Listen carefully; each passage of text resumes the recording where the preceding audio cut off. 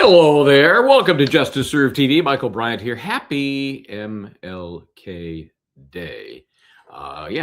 So Linda Kenny Baden is on assignment. Got a couple of things that we're going to do. But first of all, I want to thank those who showed up and did the members thing this afternoon. Appreciate that. That was great. And a new member I see that we have. We'll get to that in just a second here. But what about Uvalde? Would you believe that the defendant is talking? Well, sort of. We'll get into it right after this. Justice, where are you? Michael and Linda are here. I love you, Linda. The world is justice. Will we ever find justice? The courthouse the other day in the hallway, you're singing Will "Oh we Happy know Day." Justice when we see it. To be and down, may I lead the way. Hoping justice will win the day. Missionary clues, finding justice where we can. Join us now, we're on the run. Justice is waiting, we'll see it done. Hello, friends, as Jim Nance would say on CBS. CBS. So, first of all, wait a minute. Where did it go? Hold on. I'm moving the whole operation here. Go Rams. I'm not going to gloat. Just go Rams. All right. So, see you next Sunday in Seattle, and I don't know what the hell is going to happen then. Anyway, so today is a holiday. Hope you had a 3-day weekend. Everybody's getting ready to go back to work tomorrow, and that includes the courts. And so before we get into what we're going to get into, let's do this. I said let's do this.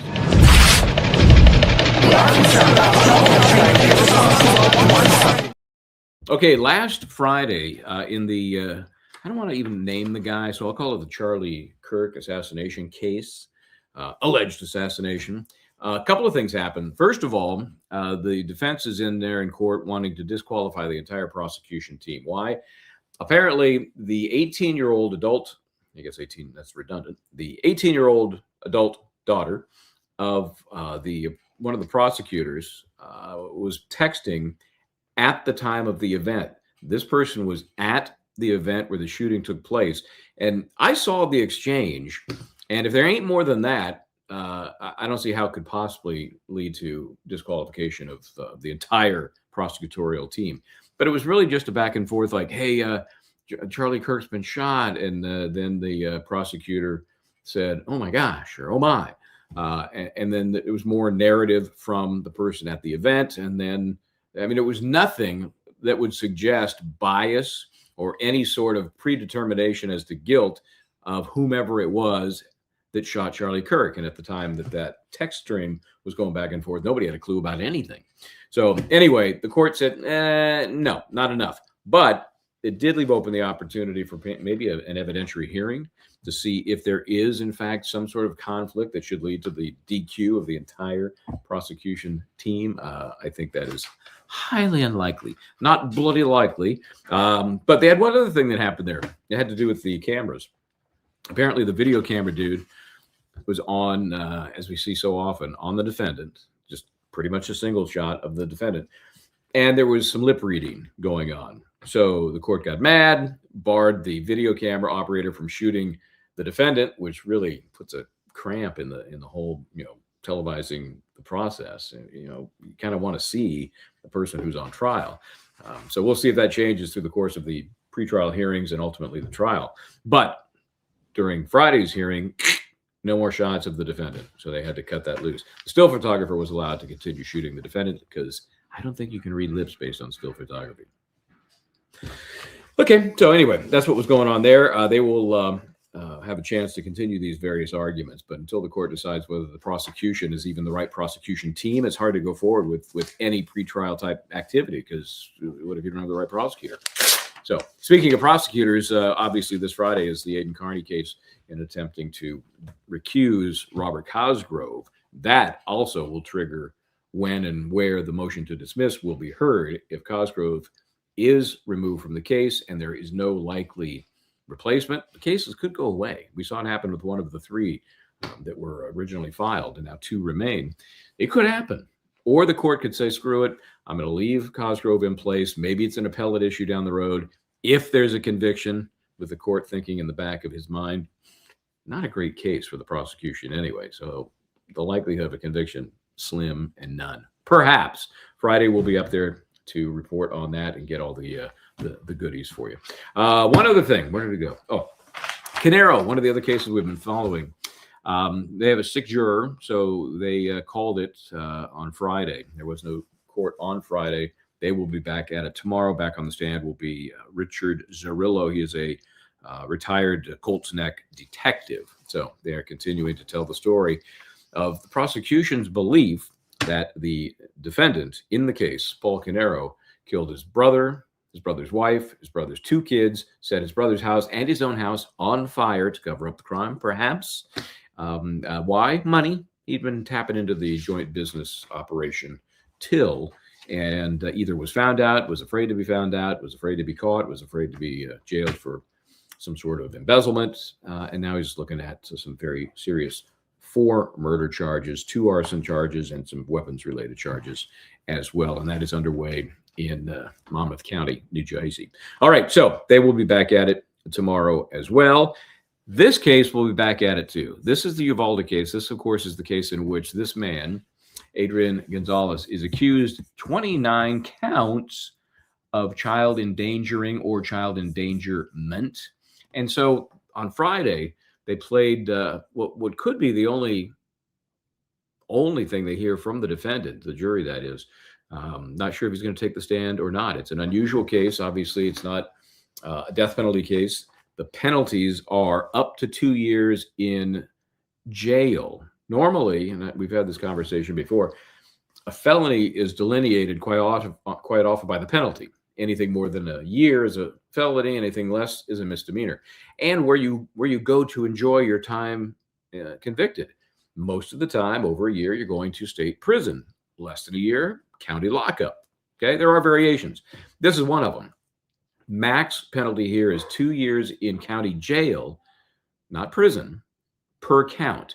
Now, can they stack them? Could it be 58 years? I guess in theory, sure, but not all that likely. So my thinking is it's a 6-month to 2-year sentence if there is a conviction. And the other thing I thought about was, well, can you parse this out and have, guilty of 10 endangerment charges? I think it's an all or nothing case. Either it's all 29 or it's nothing. And so that is for the jury to determine. The defendant has asked that if there is a conviction, the court address sentencing. So if there is some sympathy that leads to a conviction, and to me, that's the way it would happen, and that's the way it's going to happen. Maybe he'll think differently after we hear from Mr. Gonzales, because he feels there's the emotional component to sentencing would be just overwhelming. And the sentencing could be at the height of the guidelines, and then the court's going to have to deal with some sort of appeal on the severity of the sentencing. Much smarter to have the judge decide it. Some would suggest would have been a good idea to have the judge hear the whole case, because less susceptible to the sympathies, which have been strong, hard, long. We see that hallway with the cops hanging out. We hear gunshots. So this case is about what this gentleman, former cop Adrian Gonzales, heard, saw, when it happened, what did he know, and what did he do that would have prevented possible death and injuries to those inside that school. 2 teachers, 19 kids, others injured. So when he's talking to the cops here, it looks weird because it's the body cam. It's technically an interview. It's the day after. And this was 5/24/22. So this is 5/25/22. And it's kind of a debrief. So a little different than a normal interview that we might think of when somebody is talking to the cops as a person of interest or even as a suspect. This guy's just being debriefed as one of the many cops that were there. Did he know at the time it was going to end up in court? I would say probably. Who was assigned to the Robb Elementary School yesterday? Nobody was assigned to Robb. No officers, no assigned. See if I can get for the best audio for you here. I know Missy might be able to boost that. I don't know. It doesn't sound bad to me, but Uvalde, did you guys cover? Uvalde High School, Mm-hmm. Uvalde Morales Junior High, Flores Elementary. Mm-hmm. We have the Dual Language Academy, which is Hampton School. If you actually look it up, it's Hampton School. Mhm. Robb Elementary. And then we have Crossroads, which is the kids they work at their own pace, you know, to get their GED or their diploma and things like that. And for expecting mothers. And then we got a campus down at Batesville Elementary. Yes, and Dalton Elementary, which is our pre-K and kindergarten class.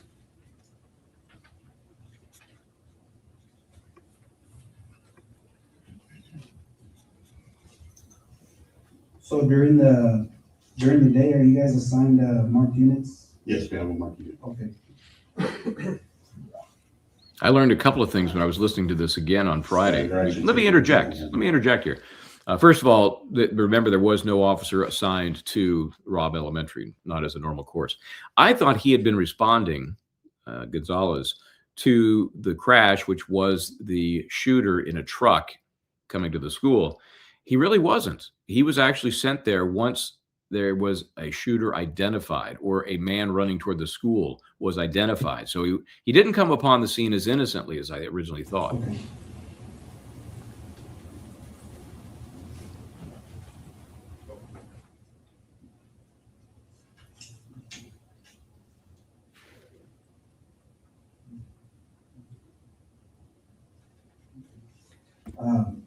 Basically your entire workday from the time you checked on what you did and then how. Okay, I checked in at the high school right before 9 o'clock, Mhm. and I actually met one of the sergeants from the police department. We're out there talking for a little bit. Mhm. He asked me if I was going to go to the park, which is we call it the Western Park, the Mexican Park. It's actually named Parque de los Héroes, Mhm. Park of the Heroes. Mhm. The senior class was having activities out there for them, which is a senior class because they're getting ready to graduate. He goes, "Are you going out there because they told us to actually patrol the park?" I go, "No, nobody's told me." Then my Lieutenant Mike Hernandez texted me and said if I can go out there from 9:30 to 11:30 with the seniors. Okay. So I got on location to the Western Park, drove around because there's some of our local, I guess, drunks hang out there just, waiting, just, doing whatever, utilizing the restroom, taking baths and everything like that. So patrolled, there was a couple of people there, just drove around because the kids, like I said, towards I want to say the back end of the park, there's a little basketball court and a volleyball court. Some of the kids were playing basketball and the two people that I observed were actually sitting on the park there. So I just drove around, just let them know that I was there. Okay. Parked a couple of spaces, stopped, to make sure everybody was, nobody was getting approached. Mhm. Drove around, finally got off and, interacted with the kids and the principal and some of the staff. All right, let's move on in here. And part of, remember, Before they get on the bus, this could have been so much worse. I mean, obviously bad enough, but this was toward the end of school year, so they were having an awards ceremony at the elementary school. A lot of participation awards, I'm guessing. And so after that was over, a lot of kids went home. Estimates are as many as half the kids went home. Just imagine if they had not, how the numbers in this case could be far, far worse. Because this happened at 11:32. I'm going to get past the park where apparently the drunks like to hang out. The park's actually on 4R Street, so I go up 4R Street, cut on West Garden, the 300 block, 400 block, and then I go up South Evans Street. From South Evans, I hit Geraldine. So Geraldine actually is where the school's at, sits on Geraldine and Okarisa. When I approach, I don't know if you're familiar with it, Geraldine has a little twist on it.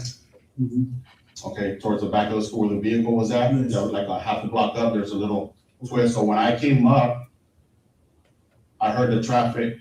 I don't know if it was when I was on Geraldine on Evans that he was running towards the school. Okay. So there was no clothing description provided. So when I came up, I saw people at that curb, like standing, looking towards the school.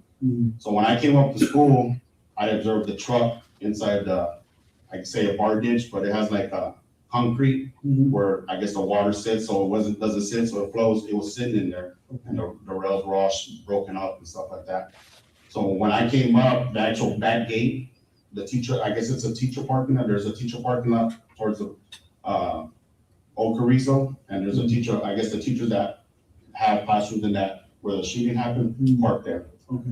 But there's a gate, it should have been closed, it was wide open. Mhm. So when I approached, I actually saw a lady in a peach, maybe orange t-shirt running. Mhm. You know, I didn't know it was a lady or not. I knew it was a lady after I made contact with her, but I saw her, went to her because they said they were running towards the school. I was going over there towards her.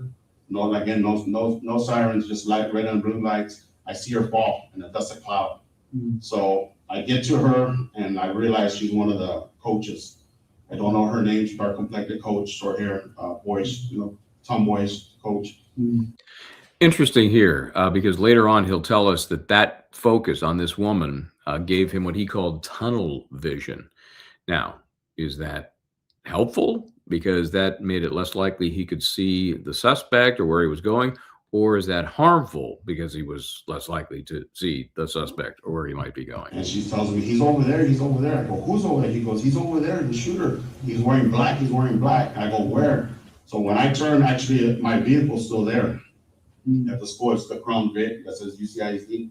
It's like, it's close over there. So when I get out and I approach her, she's like, he's over there. I go, where? She goes, he's over there, he's in black by the teacher parking. So when I look, I start hearing rounds going off.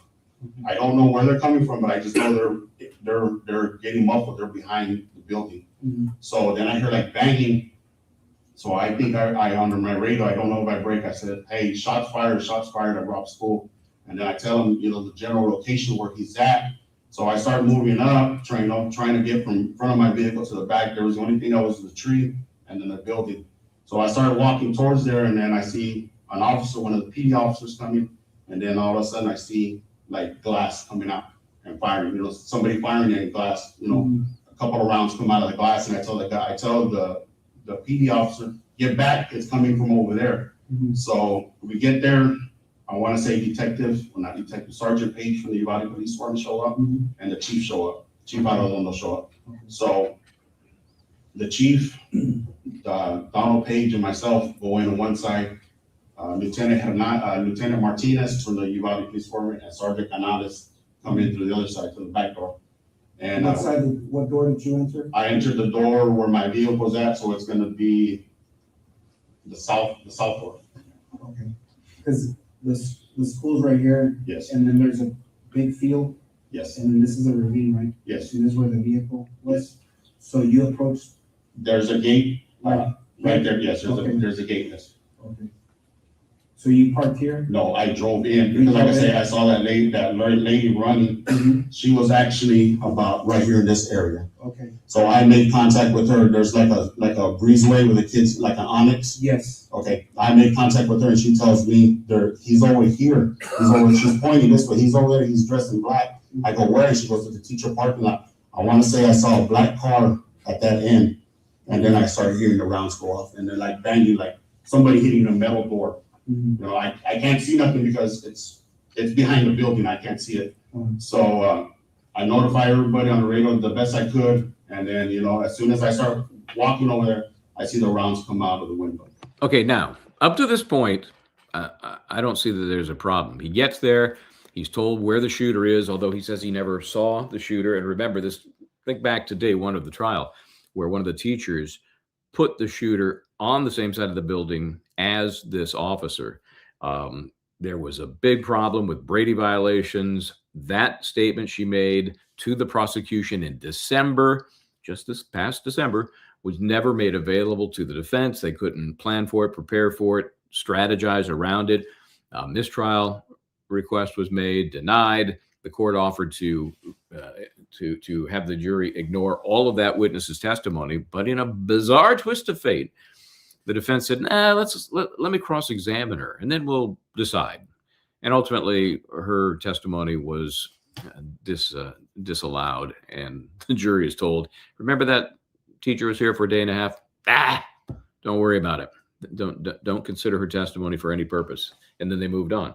Well, that was so important because as you hear him talk now, he says he didn't see the shooter on that side of the building. He heard the shots coming from the other side of the building, and he moved in that direction. Then he sees glass flying as shots are fired from inside or the other side of the building, not his side, and he's moving in that direction. So far, I got no problem. let's see where it goes from here, though. Okay. So when you drove through this gate, you said it was open? That gate was open, Okay. and it should have been locked. How far did you drive in? Up to where my vehicles, Okay. stopped. Yeah. There's a pavilion back here, like a big seat, Yes. big roof. Yeah. So it's in between the In school between, building? yeah. Okay. So you park here, because I know that there's a hallway that goes. Yeah, there's like a walkway, yes. Okay. I'm actually, where the vehicle's sitting at, that's where I actually stopped at. Okay, so you drove up to her, and she's pointing that he's over here? Yeah, he's behind the building in a black, he's dressed in black. Okay.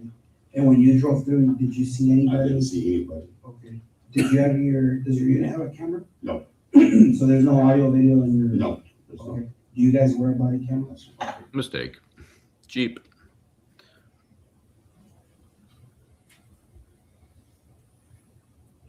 What unit number is that? Unit 44. Unit 44. What kind of vehicle is it? It's 2019, Mhm. maybe Ford Fusion. 450. Yeah, white and color.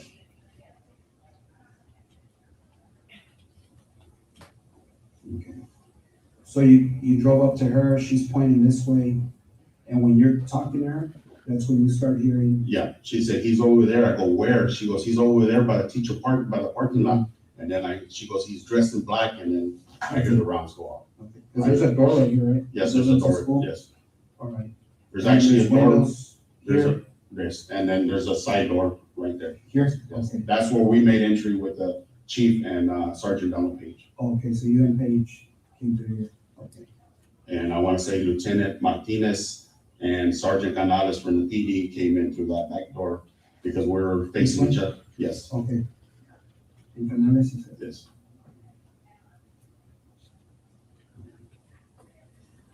Chief Arredondo was with us on our end. And remember, Chief Arredondo will be tried at some point, not too far down the road after this trial concludes, which I think is odd. He was the police chief of all 6 cops under him. He should have been tried first, in my opinion. Hey, thank you, Kathleen Jeremiah 7427, a YouTube member. We appreciate that. I hope you were able to join us earlier today when we had a look at the Robert Devine attempt to be recertified. Oh my gosh, the stuff in there. We'll break it down this weekend as a couple of public offerings. But for the members, we had a live today and did that. It's outrageous. The stuff that's in there, the text messages that are quoted in there, and all about Robert Devine saying, I had no involvement with Sandra Birchmore. So whatever you attribute Matthew Farwell, Billy Farwell, and a relationship she may have had with them or another guy named Josh, that's not me. And I want my certification back. So check that out this weekend. But if you were a member and had a chance to join, I appreciate that today. When you said you heard gunshots, would you believe to be gunshots, and you Yeah. saw a window? Like glass shard, yes. Coming, now was it on these windows or these windows? No, it was actually on these windows. On these windows? Yes. Okay. When you saw that happen, where were you? I was, So at that point, did he point to a spot for you? Yes, And which windows was he talking about? he was talking about the windows on the east side of the main hallway where the shooting occurred of rooms 111 and 112.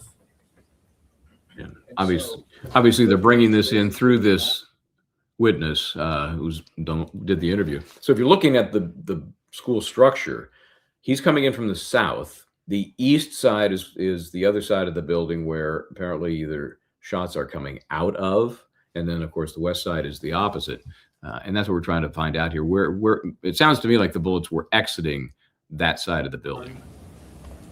You're familiar with the Robb Elementary setup, are you not? Yes, If this is the 4th grade wing, which windows was he speaking of? he was speaking about these windows. There you go. Did he saw shots coming down? Yes. Thank you.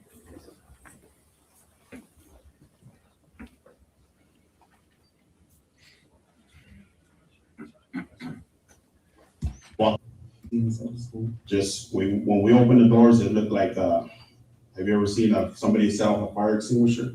the smoke, that's what it looked like. You know, smoke burn, you know, something burning, you know. So we went in there. We kind of knew he was in that area because I kind of told him.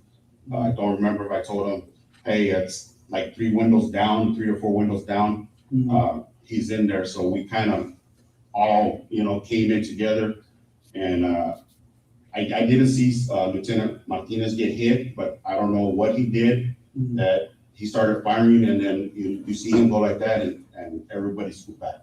You know, so I think he got hit. So we kind of moved back, you know, as we're departing because he was laying fire. When Donald Page stepped back, you see a piece of the sheetrock come through, you know, a round come through. So we back up, and Page is yelling at Javi, hey, are you hit? Are you hit? And I see Javi holding his inner thigh, and he goes, yeah, I'm hit, but I'm good. So they walk out, and we walk out. When that's Well, you know what? Sergeant Coronado was with us too. Coronado? Yes. He's with the UPD. Okay, now I'm starting to have a problem. Okay, there's fire. Yeah, there's a crazy guy with a gun in the school where the kids are. You're out in the hallway, and you're concerned because one of your guys is hit in the thigh, and there's fire meaning gunfire being laid down through the walls. Well, I'm sorry, but your job is to run toward the danger while you're protecting those running away from the danger. This is where I think it starts to get a little difficult. And we know that, you know, 370 professionals were there in some capacity for law enforcement. This guy, one of the first that happened to be on the scene. The question is whether a jury is going to look at this guy and say he, as one of the first on the scene, should have done more.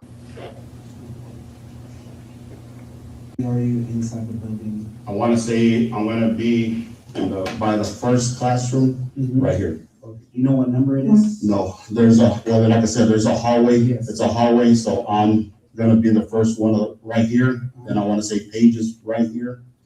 On the same highway, but across the hall? I'm actually on the back hall, the back wall, and Paige is on this front wall, and Chief and Coronado's on this side.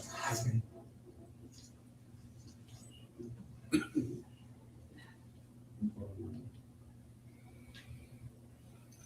And while you 4 gentlemen are here, where do you think the shooter's at? I know there's a hallway that goes this way, right?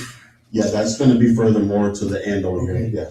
All right. Is there another hallway that comes down this way? I know it runs from that back door to the front. There's a door over here. Okay, a long hallway. Yeah. All right. So I want to say there's a hallway here, Mhm. and like I said, Lieutenant Martinez was here and Sergeant Canales was there. Okay, so they were in front of you? They were in front of us. Yeah, Okay. we were like, you know, angled in it that way. Okay. You didn't see Martinez get hit?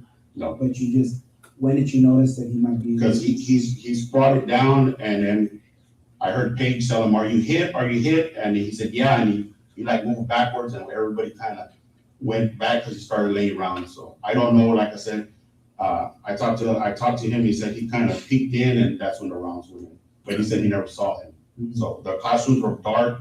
From my point of view, the classrooms were all dark. So Okay, were the teachers that turned out? yeah, the teachers are instructed to turn off. That's part of the lockdown procedure. Okay, what else is part of the lockdown procedure? Whenever something like that happens, there's a threat on school, they go on.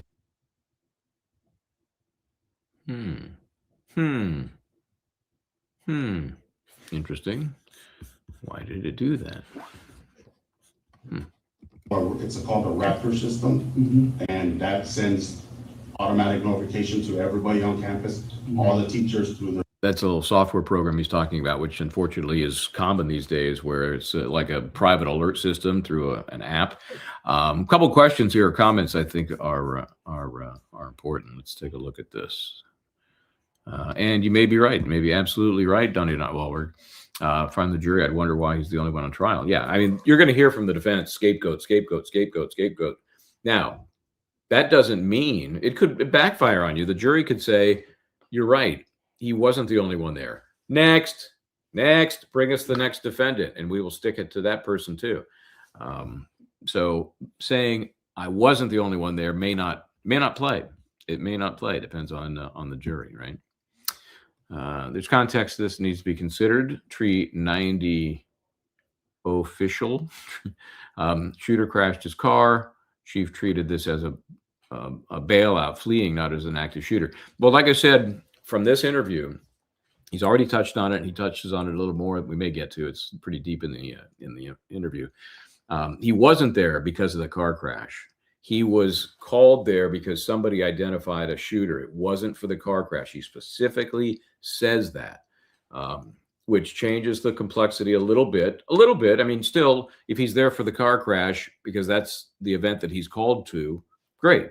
If he's there for an active shooter, that's the event he's there and called to, well, he's still a cop. He still has obligation. He still has a reason to do his job. Obviously, one event far more dangerous and far more serious than the other. But I don't think I thought early on, this guy, goes for a car crash and next thing you know, it's crazy. And that would affect his interpretation of what was going on, his apprehension, his active shooter that he knows about, he's got to go find. It sounds to me, from his own words, that he went there, and as soon as he got there, like he may have been called to the scene, but before he got there, he sees this woman running and he's told there's somebody on campus. So I think it may be a distinction without a difference, but it is something I felt important to learn after the fact. And I guess it wasn't just the car crash he was there for. Karma Dharma, he's not showing remorse. That bothers me. He's trying to save his job. Who knows? 24 hours after the fact, is it shock? Is he splaining what he did so that he doesn't get in trouble? Do you think he has any clue at this point in time that he could be facing criminal charges? I doubt it. I totally doubt that. Either through a laptop or their iPads, whatever they have, it's in the system and it automatically goes to lockdown. And the front office should deploy something over the intercom saying the lockdown. So you guys how many rounds do you think you heard when you were inside the building? Inside the building, 7 to 9 maybe. 7 to 9 rounds? And when you were outside? About 13 or 14 rounds. 13 before you guys actually Yeah, got into maybe, it? yeah. Okay. So either that's a lot of rounds rapidly, or they're hanging out outside for a while. 13 or 14 rounds outside before they go in and hear another 7 to 9.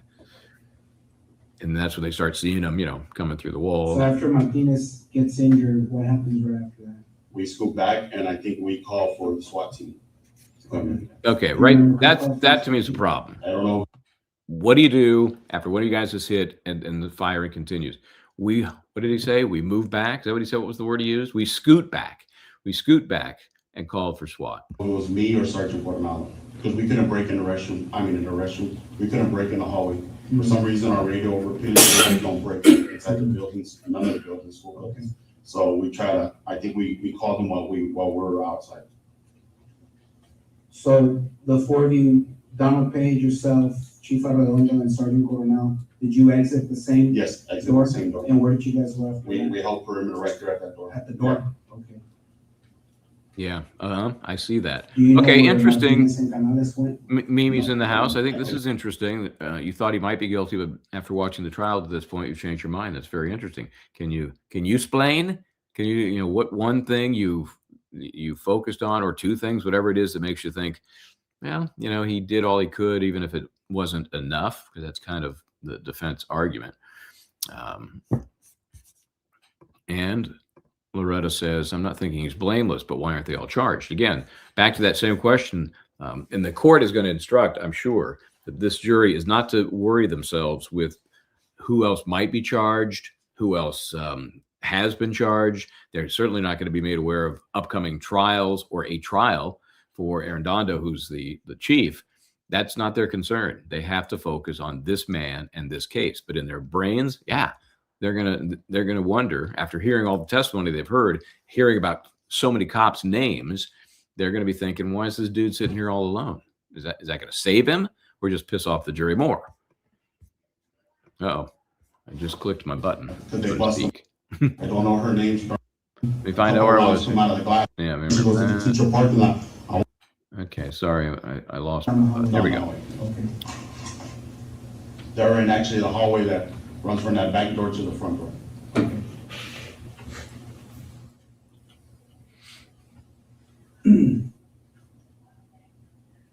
So you guys exit, and then who started calling for the SWAT team? I want to say either I broke or Coronado broke. One of us broke because, like I said, we weren't getting service. So we walked out, and I want to say I called, but I don't know if I called to activate the SWAT team.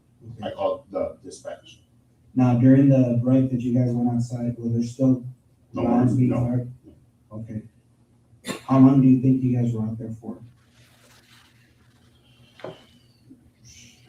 Maybe 20, 30 minutes. 20, 30 minutes?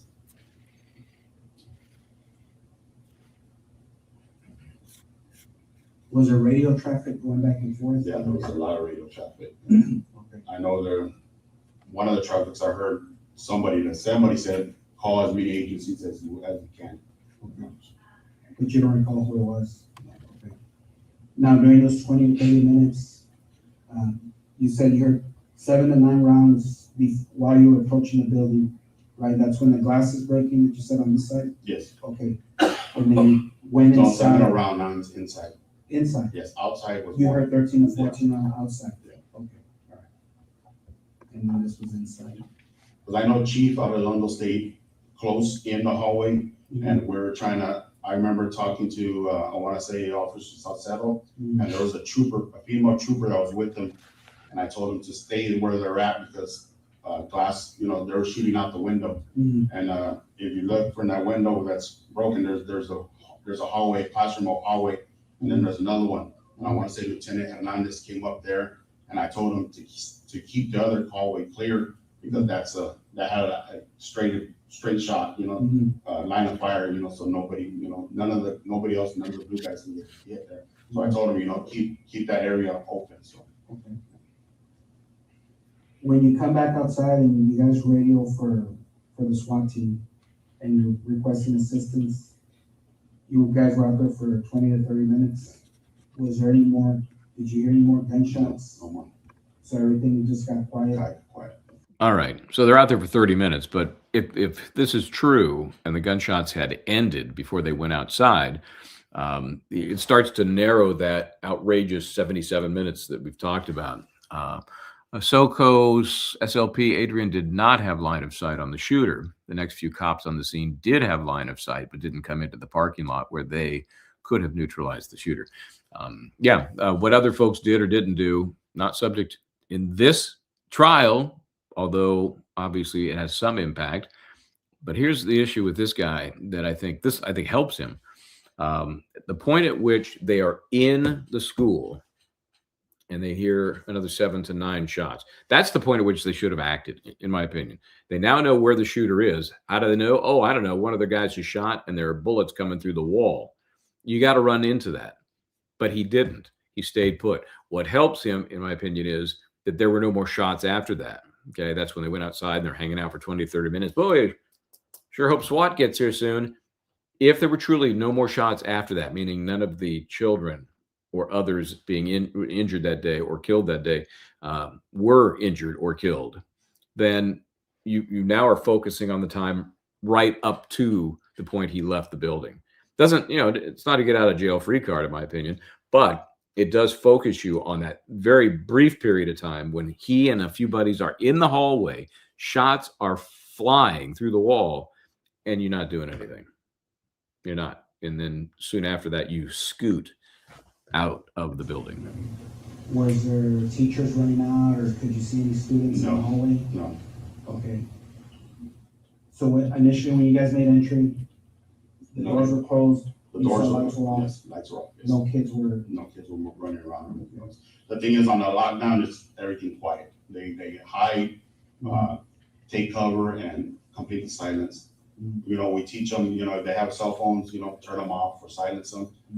Mostly the older kids, but they'll start texting family. So that's kind of one of the things we preach in the in-service, but we teach this program in the in-service, that, hey, the secure, the hold, and the lockdown, So, and that's on our Raptor system. It's like I said, every employee at the school district is required to be on it. That way they can be outside and the coach can hit that alarm and put that whole school on lockdown and not do anything, can just be there because they have firsthand knowledge of what's going on. When they're outside, the coach can actually get on that Raptor system and lock down the school from his location. He doesn't have to call Okay, said the main office or the principal say, hey, we're gonna go on that night, he can lock it down.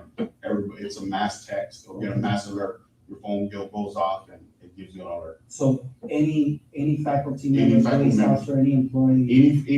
Any school district employee can set it off. Okay, Yeah, it's on school, the Uvalde Police Department, the Sheriff's Department, none of them have access. You have to be a school employee to okay. have that, so. So what happened after, you guys were up there 20, 30 minutes, what happened after that? Just the radio traffic back and forth. I went and checked on Officer Ruben Reese because he told us that his wife called him, Miss Mireles, Mhm. and that she was hit and she was dying.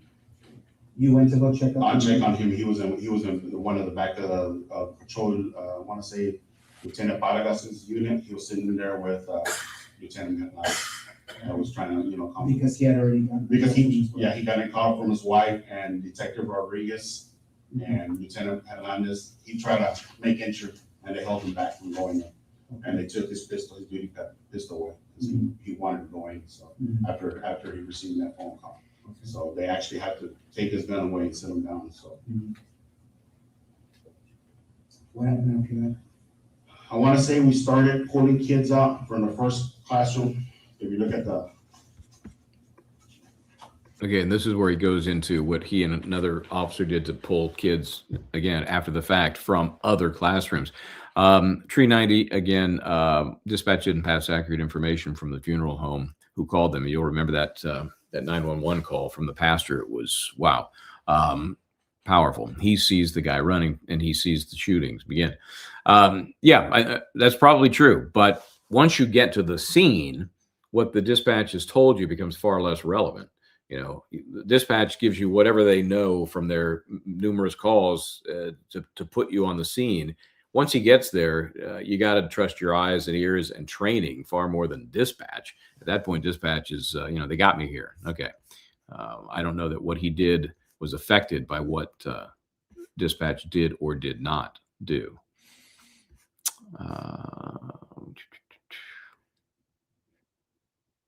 This is interesting. I'll follow up with Tree 90 with a follow-up. Prosecution makes Hank Brennan look ethical. Well, harumph. on this side, there's the first window. We opened that window and we pulled kids out. Okay, And what we did, we pulled kids down, we just told them to run. okay. There was officers there and maybe some family members, Mhm. they were running too. Okay. And then we came to this one, and I want to say it was myself, Donald Page, and I want to say, I just know his last name, Gonzales. He's a Border Patrol agent. He broke that window. Okay. And once again, he showed you on a paper which windows that they were evacuating the kids. Yes. Which windows were those? Windows on the west side of school. On the opposite side of where you Yes. saw the glass breaking out with the shots fired. Yeah, it was these windows to these classrooms. So these are two adjoining classrooms were on the other side.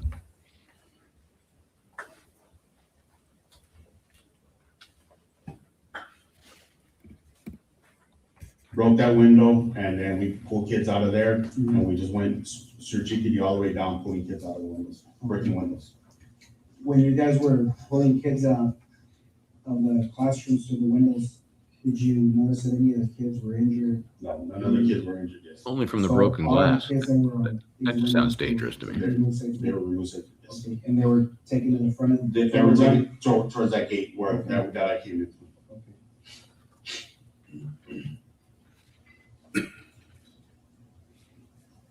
During all this time, is there any more gunfire that No. you hear? Somebody came up and said there's I guess the Vortex team was coming up, and I wanna say somebody said there's gunfire, but I didn't hear it. But somebody said it, just, who said it, I can't tell you, because like I said, there was at least 30 to 40 people hunkered down right there at that entrance.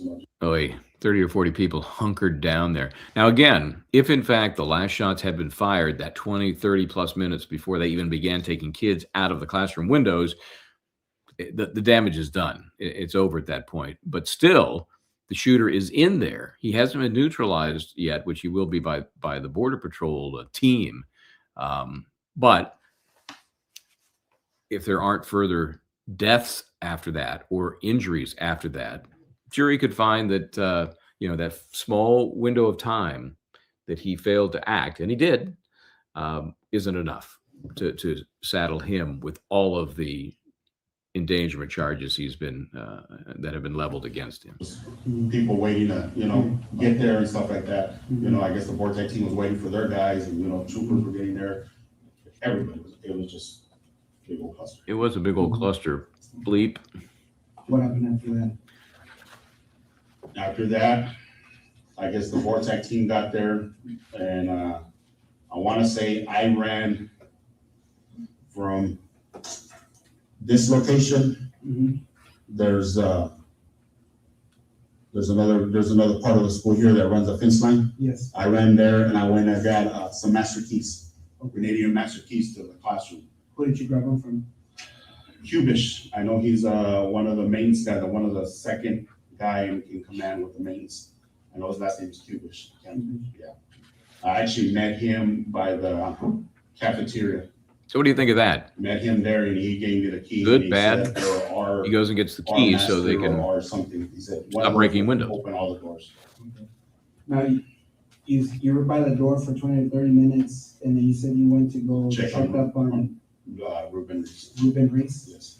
And you said he was with Lieutenant Vargas? Lieutenant Hernandez. He was in Lieutenant Vargas' car. Okay. Lieutenant Vargas. Mariano Vargas? Yes, sir. Okay. And where were they stationed at? They were, I want to say their vehicle, there was teachers parking right here. They were somewhere in that area. So there was teachers already coming into the. No, the teachers were already parked there. Oh, okay, they were already parked Parked there. right here. Okay, so he parked behind the vehicles? I want to say he's parked somewhere in there. His vehicle's actually still there. Okay. It's a black Tahoe. How long were you there with Ruben Reese and Lieutenant Vargas? 10 minutes maybe. Just assessing Ruben Just, Reese? yeah, making sure he was okay, because he was like, she's in there, she's bleeding, April, she called me, I could Ruben, calm down, trying to calm him down. But, he was like, I guess in a daze, he was just. Okay. Is that where you ran to go meet Cubish for the? Yes, because we have our school radios, and Lieutenant Hernandez called me and said, hey, can you go get keys from the office? So I tried to call Officer Gonzales on our school radio. She wasn't breaking in the location she was at. And we ended up meeting there at the actual office. And she was looking for keys, and I went and got them from Cubish in the front, so. Okay. So after you grabbed the keys, where did you go from there? I went back to the front? to actually back right here, and I met Ranger Kendall, and I gave him the keys. Okay, so you gave the keys to Ranger Kendall? Yeah.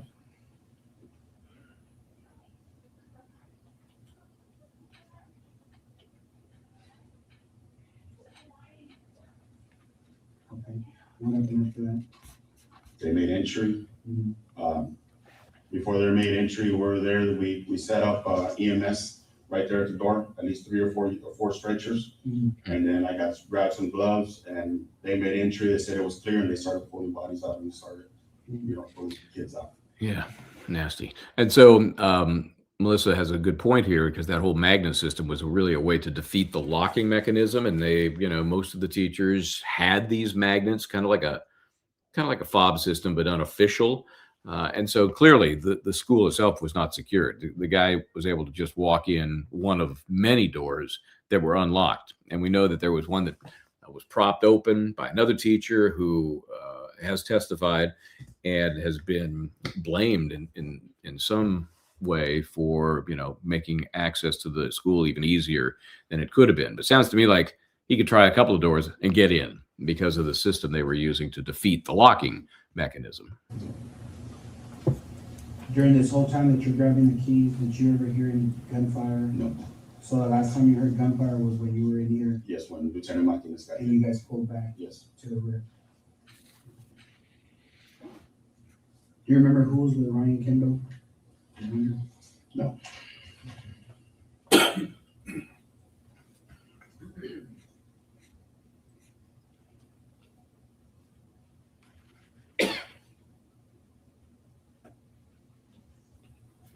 And they made an entry through the side door, right? On this one? Yes, they made entry to that. That's the Border Patrol team when he's saying made entry, these are the guys that actually went in. How long do you think they were in there for?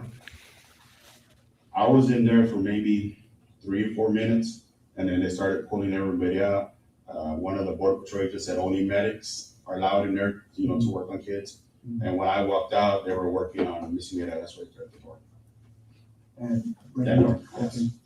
So when Kendall made entry with the team, did you go in there with them? No. You didn't? You stayed on the outside? I stayed outside with the EMTs, Okay. myself and Detective Luis. Did you hear any more gunfire after that? I heard maybe 2 to 3. Mhm.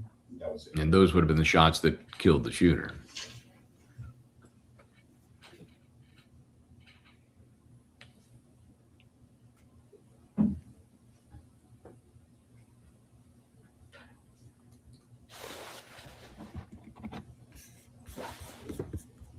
And they were coming from inside the school? Yes. For the main interest.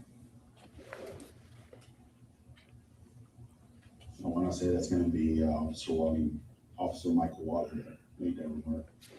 Oh, let's see, what remark did I skip? Hold the Hold radio. on. There we go. Making interest. Okay. Oh. For the main interest. Yeah, hold the radio. Not hold it, but I want to say that's going to be no radio transmission. Officer Mike. His distinct voice that, you know, I can see him behind me. I know he's talking, so I worked with him for several years. So. Officer Michael? Michael Wally with the Uvalde Police Department. 320.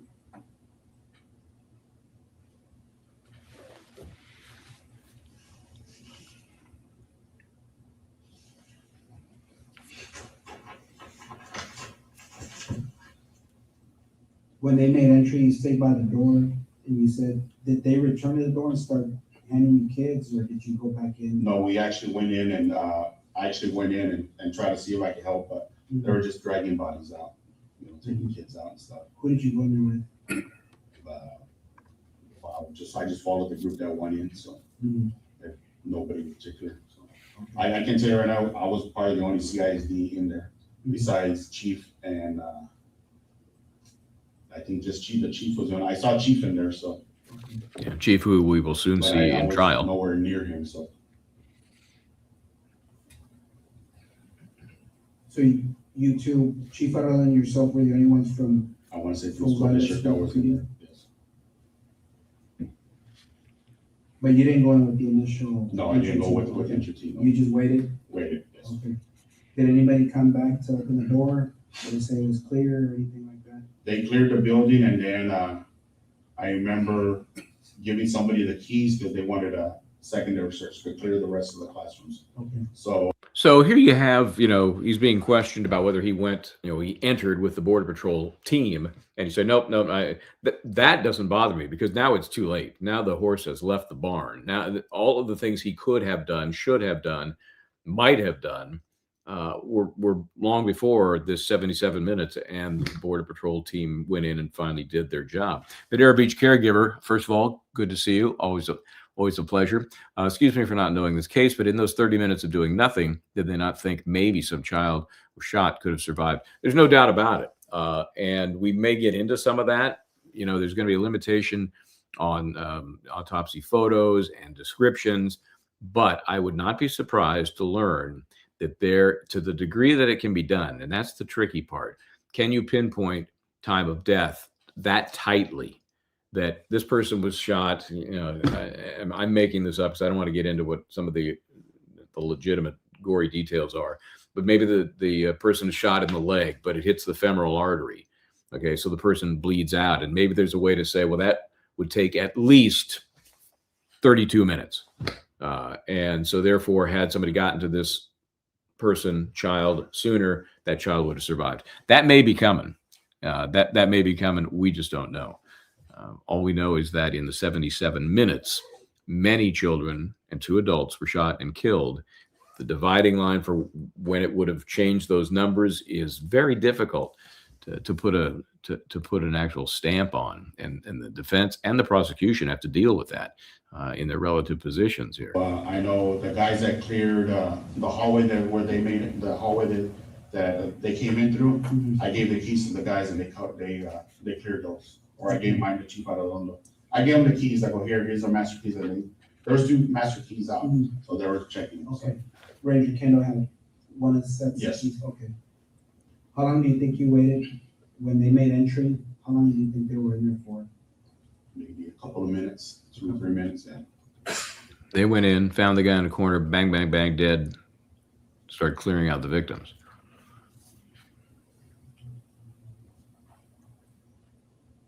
I think if there had been, a firefight when the Border Patrol Before the team initial, entered, clearing, right? Yes. I think it would help some of these folks who did nothing to at least justify their hesitancy. These guys go in, the Border Patrol people, they go in and finish the guy off like nothing, just like that. That makes you just wonder, well, what the hell? If somebody else had gotten in there sooner, confronted him, same result, saved lives, saved injured.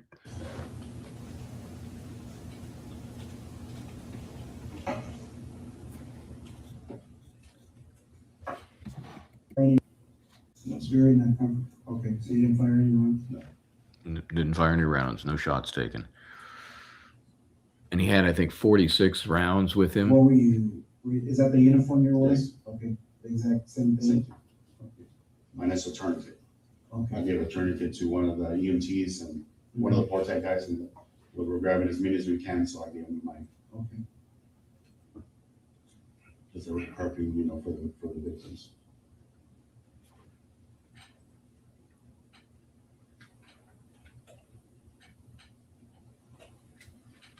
When you were approached to school, are you guys issued a rifle, No, sir. We don't have rifles. just your sidearm? Just for sorry. And is that issued or is that? That's an issue. Okay. What kind of? It's a Glock 40 Mhm. by a Gen 5, Model 22? Model 22. And how many magazines do you carry? 3 magazines of 15, and then I got one in the chamber. So 46 rounds total? 46 rounds, yeah. Hey, Disney nerd, good to see you. It's been a while. I haven't watched the trial nor followed the case close enough to comment. Well, I respect that. And it's a hard case. It's very hard. And if it weren't for the unique position of this defendant, During the entire might not be course as of involved. when you first drove in and made contact with the female coach that fell, and then she's giving you direction of where he's at. She never gave you a description. She just said he was wearing all black. He was wearing, okay, so she told you he was Yeah, wearing all she black. was, he's over there, he's wearing, by the parking lot, wearing all black. And then that's when this run started going on. Okay. Did you ever see the subject? No, I never saw him. Okay. Did any? They didn't go in the room. You had a glimpse of him? As far as I know, no. Do you know if anybody on the entry team was wearing a body camera? Detective Page, Chief Aguilar? Maybe Sergeant Coronado was wearing one. I can't guarantee you, but maybe Sergeant Coronado or Sergeant Canales.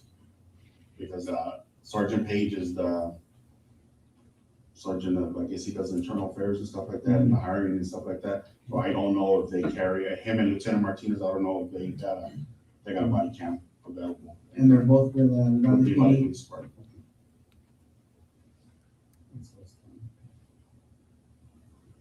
But Sergeant Canales and maybe Sergeant Coronado may have body cams on.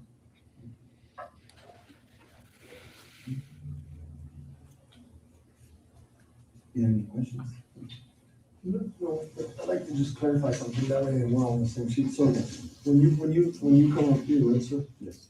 You never see that individual anywhere? Never see You've him. never seen him No. drop in? No.